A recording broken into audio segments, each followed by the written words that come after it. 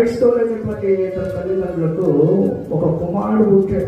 చిన్నప్పటి నుండి వాళ్ళు ఎంతో దైవ భక్తితో అతను పెంచాడు. కానీ యవన కాలంలోకి వచ్చిన తర్వాత అతను త్రోవతకు పోయి తన యొక్క తల్లిదండ్రుల యొక్క మాట కన్నా కూడా స్నేహితుల యొక్క మాట ప్రకారంగా జీవించడం ప్రారంభించాడు.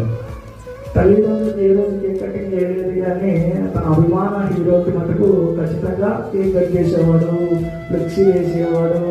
ఎప్పుడైనా తన అభిమాన హీరో యొక్క సినిమా రిలీజ్ అయినప్పుడు మా హీరో ఎన్ని కోట్లు కలెక్ట్ చేస్తాడు, మా హీరోనే తోపు వాపు చీము అని చెప్పి ప్రగల్భాలు వదిలి ఆపన్న వాగ్వాదాన్ని దిగాడు.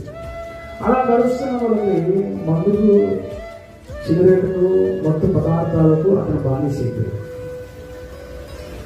ఎంత బానిసైపోయాడు అని అంటే ఆ డ్రగ్స్ లేకపోతే నేను ఇక ఉండలేను, బ్రతకలేను, చివరికి నా కుటుంబం కూడా విడిచి నేను వెళ్ళిపోతాను అనేటువంటి పరిస్థితుల్లోకి అతను వచ్చేస్తాడు.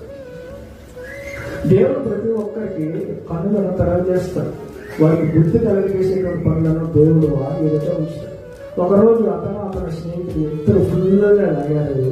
తాగిన తర్వాత ఆయనకో బైక్ ఉంది, ఇంకో బైక్ ఉంది. అయితే ఆయన బాగా స్పీడ్గా డ్రైవ్ చేయడం వల్ల ఏమైంది అని అంటే డివైడర్కు గుద్ది తల పడి చచ్చిపోయాడు. ఆ దృశ్యం చూసినప్పుడు తాగింది, దిగింది, భయంతో ఉనికిపోయాడు.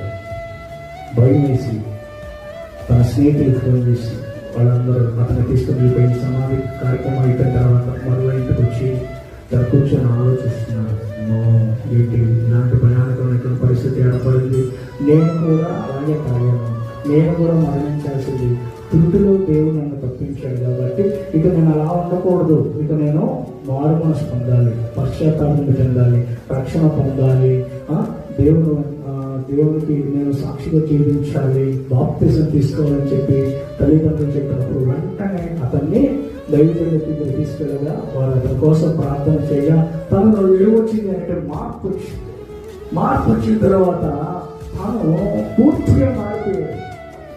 ఆ సందులో ఉన్నటువంటి వారే కానీ తన స్నేహితులే కానీ వాళ్ళు ఎంతో ఆశ్చర్యపోయారు అనమాట. అరే, అంతకుముందు ఉన్నటువంటి వ్యక్తి ఇలా లేదు.